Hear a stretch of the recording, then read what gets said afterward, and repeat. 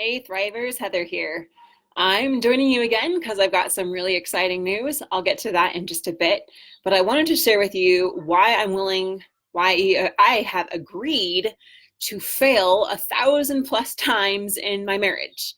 And I want you to stick with me on this. I want you to listen to the end so that you can get all the yummy goodness out of it and really understand a crucial shift that needs to happen in our mindset when it comes to our sacred marriage relationships. So, Thomas Edison, inventor of the incandescent light bulb, he's known to have failed 1,000 times. And when he was asked, how did it feel to fail 1,000 times? He said, I didn't fail 1,000 times. I just found 1,000 ways that didn't work. And I really feel like, hey, Brenda, good morning. Our entire mentality about failure needs to be shifted, and that we need to actually embrace failure. We need to expect failure, and we need to plan on failure in our marriage. So what do I mean by that? Do I mean like failing marriage? No, but to allow space for failure to be part of our relationship. The reason why is that we do not learn unless we fail.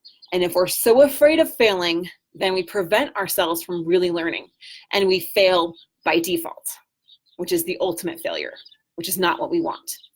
And so many times, hey Denise, good to see you. Hey Jamie. So many times I talk to people, and including my really good friends, I've been sharing a little bit about their story with you as they've been on the brink of divorce. She was completely wanting out, and he wanted to save the marriage. Their son is my son's very best friend. He's over here all the time, and it was breaking my heart to see them go through this.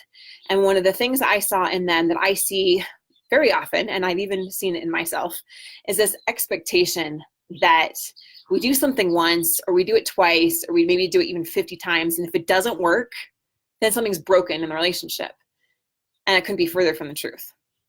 And it's the idea that I've been trying this and it hasn't been working, or I have this expectation that it needs to be like this. And if it's not this expectation, then it must not work. And so therefore, we must not be compatible. We must not really be in love anymore, right? Or we've just drifted apart, all the different kind of language that we hear. But it's all really systematic of the idea that if things aren't perfect, or if they're not just exactly the way we think that they need to be, then it must be broken. And my friends are talking about, specifically my female friend, I'm calling her Dana, name changed. She specifically has been talking about how he hasn't been meeting her needs, and he isn't affectionate, and she's tried to communicate this. And what she isn't allowing is some room for failure. She's saying that if it doesn't happen right now, then it will never happen, and it's broken. And it just couldn't be further from the truth. And I remember thinking things like that as well in my earlier years, being married, now almost 13 years, was that if he didn't just get my needs, or if he didn't just communicate just right, or if he didn't adhere to some of the boundaries that we set, well, then he must not care, and I must not be good enough, and it must not be working, right? And it almost led to the complete ruin of our marriage. And now I've completely shifted that, and I encourage you to explore this with me. The idea that when we commit to marriage, good morning, April. Good morning, Lisa and Tracy. When we commit to marriage, what is the vow that we make? We say, in sickness and in health, for better or for worse. And to me, I have taken that to personally mean that I agree, I commit to it being worse. I commit to that. And I commit to allowing it to be better, and I commit to allowing it to be worse. I commit to the health, I commit to the sickness, right? I am making a vow, and in my opinion, it's an eternal vow, a covenant between us and God, but you can have it be whatever it is for you. But it is a covenant. It is a deep commitment that is abiding and surpasses any of those ups and downs of life. All right. And so when I say I'm willing to fail 1,000+ times in my marriage, that's okay. And I actually embrace the times that Ben and I fail. And we do fail. I will give an example. Okay. On Sunday, we failed. On Sunday, I have asked Ben in the past to kind of set like a healthy boundary. We go to church. After church, he loves to talk with his friends. He's a social butterfly. He loves to jabber and jabber and jabber. However, after being at church for about 2 hours already now, me and our 7 kids are tired and we want to go home. It's not time to talk. It's time to get home and get some lunch and get the little ones to bed. And the longer I have found that the kids and I are waiting around for him, either in the building or outside or usually in the car, the longer we're waiting, then the more it leads to my kids picking on each other and turning into a big fight, which is opposite of everything that we wanted to get out of going to church in the first place. And so it's a real test right during that time. So I've asked him kindly, I've explained to him, can you please refrain from communicating and talking with your friends long after church, because it's really hard for me and the kids to wait that long, and it's a really high contentious time, and I would rather that we just all got in the car and went home and we could leave our socializing with our friends in their time. So that would provide me, this is language I use because men are providers, so women, here's a hint here, that would provide me with a sense that you care for me, and it would make things a lot easier for me. Can you do that? Yes, he agreed. Okay, we got it. Well, what happened on Sunday? Things have been going along great for months now, but on Sunday, he really got talking with a good friend, and the kids are outside. They were enjoying some cake that was left over from a wedding, and so I was kind of letting it go, but then the cake was gone, the kids are all in the car, and they're fighting, and my patience starts wearing thin, and 40 minutes goes by, okay, and we failed. Like, that healthy boundary that I had set with him completely failed. So this is just an example. Denise says, so true. A great reminder. Thank you, Heather, for an awesome message. Oh, you're very welcome. Very good. Hey, Shelly. Hey, Brett. Hey, Chad.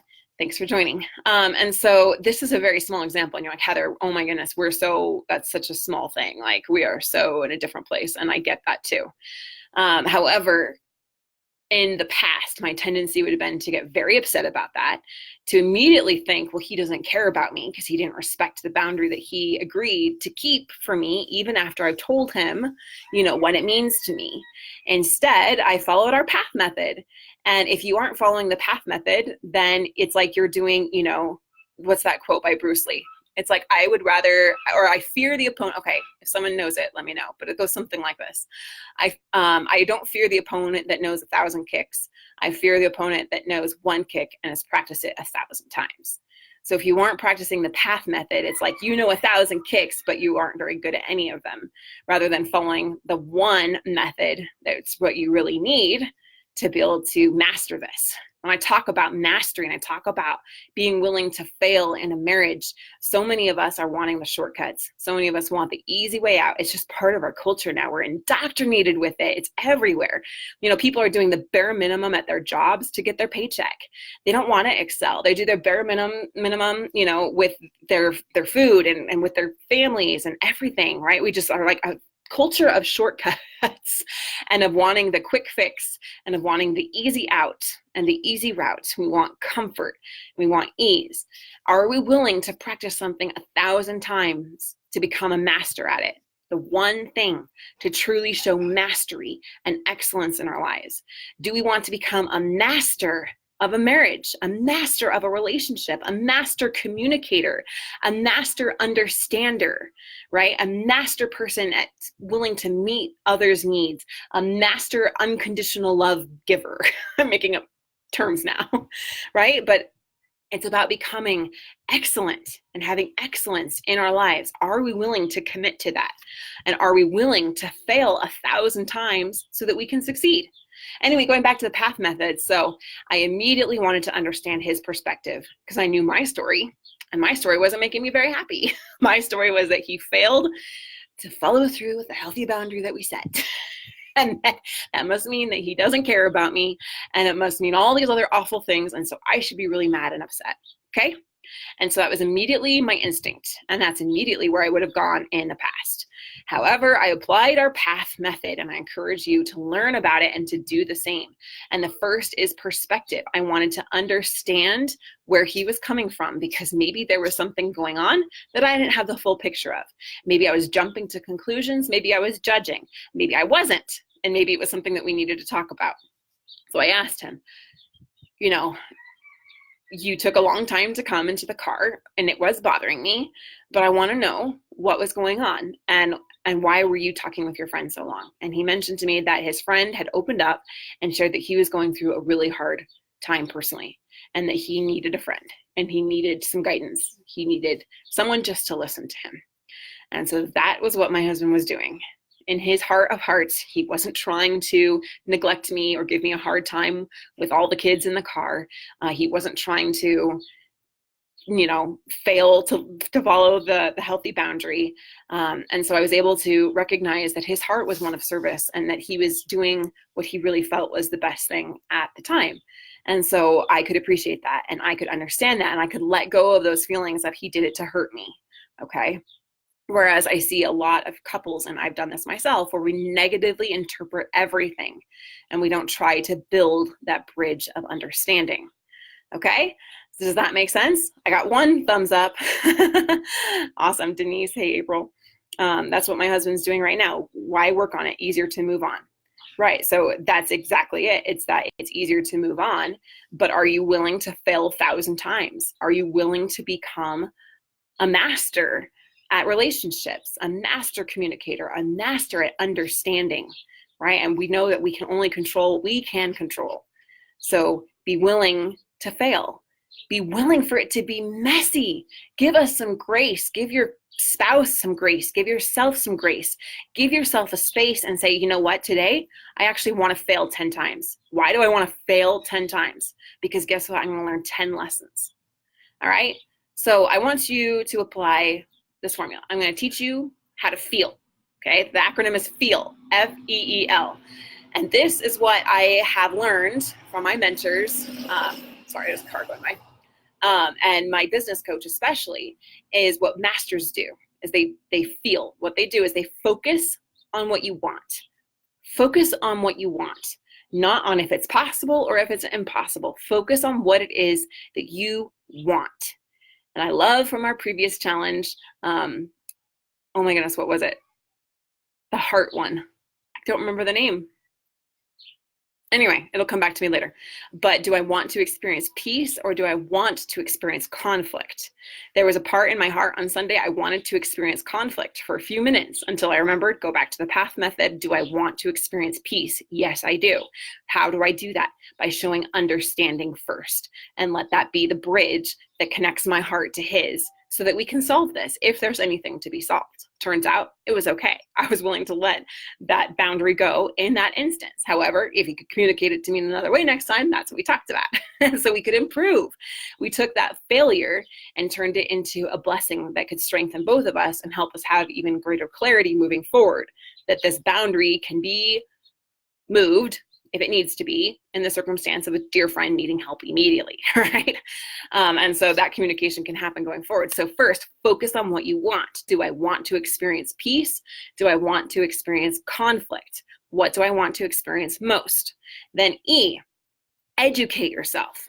Learn from those who've gone before you. Find some mentors, find some masters at marriage, some masters at understanding, masters at communication, masters at building connection with people, masters of forgiveness, masters of healing your own pain, masters of helping your partner to heal their pain, masters at restoring trust, right? Educate yourself. Educate yourself. Find out what they're doing. And again, I encourage the PATH method is the best kick to practice 1,000 times rather than trying 1,000 different kicks in 1,000 other ineffective ways, right? All right, that brings us to number 2, which is to execute, right? FEE, we're on execute. So not only do you take the great information that you're learning, because information alone doesn't lead to transformation. We want transformation in our lives. So execute. Do the things that you're learning. Apply what you're learning. Some people listen to this and they'll nod their head and say, that's great. Yeah, I really agree with that. And then they'll go right back to doing what they did before, and they'll continue to get the same results. Whereas others will take this and they will say, yes, I'm going to do this. I'm going to become this. I'm going to put it to a test. I'm going to see how I can apply it into my life and what fruit it will yield. Right? So you execute on it. You have to take action. You have to be willing to fail. Are you going to do it perfectly the first time? No. But like Bruce Lee, you're going to practice that same kick 1,000 times and you're going to get it wrong 1,000 times, just like Thomas Edison. And that's okay because eventually you will get it right. And that is what life is about. And the last part of the acronym, number 4 here, is learn. Learn from it. When you fail, you learn. And then you go through the process all over again. Focus on what you want, educate yourself, execute, and learn. Wash, rinse, repeat. That's what we do over and over and over. That is how we become masters. So do not expect perfection in your marriage. Embrace failure. Embrace that it's okay to fail. It's okay for your spouse to fail. Just because we failed doesn't mean it's over. I mean, could you imagine if a toddler failed to walk its first time or its 10th time? I mean, I've got a 1-year-old right now. She's kind of trying to learn to walk. We need to really encourage her. She's a little slow, but it's okay. But could you imagine if she did it one time and didn't and fell down and that was it? And she said, well, this must not work for me. Guess I'm going to crawl the rest of my life, right? No, we are born to fail. And that's okay, because if we never fail, then we never fly. So be okay with failure. Allow it to be part of your relationship. Give yourselves grace to fail. Ben failed to communicate in the way that I had asked. I also failed immediately to show an immediate understanding and compassion. I was looking at it through my perspective initially, right? However, we allowed that experience to make us better and stronger. And that happens all the time. It happens all the time. That's why I am agreed that I will fail 1,000 times plus, right? 1,000,000 times plus, because that is how we get better. So follow the feel. See, there you go. I taught you how to feel. Aren't you happy? Now you know how to feel. All right, awesome. Feel will help heal. I love it, Denise. Good. You're speaking directly to me today. Holly says, huge fails on Sunday. I shall learn and feel. Awesome. Right. And there are huge fails. And so it's all about how we pick ourselves back up and we keep trying again and again and again and again and again and again and again. Right. All right. Now I wanted to share the cool news, the exciting news. So my friends, they've gotten to the place where they went to mediation about a month ago, and he wasn't sure if they were going to sign the papers that day. He's been working with us, following through with the PATH method, made a lot of really awesome progress. And I'm going to share with you their story on Thursday during our live masterclass. That's going to be at 2 p.m. Central, 1 p.m. Mountain, 3 p.m. Eastern. There, I hope I covered them all. And so some really exciting news. She agreed in the mediation to give him some time, which is exactly what the PATH method is designed to do. It isn't designed to save your marriage overnight, right? And to get you like madly back in love within just days, right? Or weeks. It doesn't happen like that. It takes time, and it takes persistence. It takes tenacity and willingness to keep going through the ups and downs of the teeter-totter effect. As you know, if you've been following me, you know what I'm talking about. However, he had bought a mattress because he had been kicked out and living in the basement for like, oh my goodness, I think 6 or 8 months, on a really cheap mattress that they had got for their kids. And it was hurting his back. And he's like, you know what, I'm going to buy a new mattress. And working with our coaches here one-on-one, he was coached on how to have a really awesome opportunity here. Now that his wife has given him some time and is actually willing to work on things, now he was coached on exactly how to say it. And I'm going to go through exactly how he said it and what he did so that you can learn from that. Educate yourself, right? So then you can go execute on Thursday. But she has agreed to allow the mattress he said, okay, I'll just back up a little bit. So he said, the mattress can either go in the basement with me or it can go in the master bedroom with you, but wherever the mattress goes, I go. So essentially saying, you choose, I'm fine either way. I'm okay. It's completely up to you. I don't care. And he left it like that. I'm going to go through that on Thursday, specifically that wording. And so you can uncover the juicy awesomeness of that and why it was so effective. All right. And so he left it at that for about, I don't know, a week and a half. It's been a little while. Well, he just told me last night that she agreed to have it in their bedroom. And so it's a huge, huge win for my friends. I am so ecstatic for them. I am so grateful for them. I'm so grateful that he was willing to humble himself, because A little bit of pride issues there, not gonna lie. I love my friend dearly, but definitely a little bit of stubbornness, and that has added to some of the problems. But he was humble enough to be willing to learn the PATH method and to follow it. He's executed it, and he's continuing to learn from it, and then to focus on what he wants. Focus on what he wants, focus on what he wants. And it's hard. Like he talks about, it is hard to focus on what you want. And sometimes it feels easier to give up, but he knows that that's not what he really wants. And so huge win for him. And I'm really, really excited. Also, we have a double win here. A double exciting thing is that we are launching our very first ever podcast next week. I am so excited. We've been doing live streams on our YouTube channel for a long time now, but it's time to really step it up and to do a podcast showing you kind of the inside look at everything. And so that will be happening next week. So that's a little sneak peek. I don't know if I'm supposed to tell you yet, but I'm excited about it. So anyway, two really cool things. Friend got his is back in the bedroom with the wife. She's agreed to work on the marriage, and I'm just so thrilled because it's what it's all about, being willing to fail, being willing to move forward. And we have a podcast coming next week. So who's excited about that? Awesome. All right, here's a comment. I want to go to this. Brett, what if you have failed for years in a row? That's a lot of hurt to change the story on. So are you asking if that's a lot of hurt for you to change the story on or for her to change the story on? I would absolutely agree. My friends have been failing for 24 years. She says the marriage was never what she wanted it to be, that he's never done it right. And that now that he is, well, it's just a manipulation tactic. So that's a lot of years of failure to be going off of. I know my example personally was surface level. I get that, but I'm just trying to show that even in a very healthy and happy marriage, there's still failure, and there has to be room for that. So what if there's been years of failure, right? Well then, my friend, learn. You need to learn. And you need to focus again on what you want. You need to educate yourself, because if you're making the same mistakes over and over and over and over again, and you're expecting different results, well, we know that's the definition of insanity. Thank you. My daughter brought my phone. I'm not saying you're insane, but you know what I mean. It's like, if we want different results, we have to do some different things. So you need to educate yourself. You need to get yourself some new skills. You need to learn some new ways. You need to learn how to let go of the pain, how to encourage your spouse to let go of the pain. If you don't have that skill, then you need to find people who do, right? And find those that have gone before you that can show you the way, so you don't have to do it alone.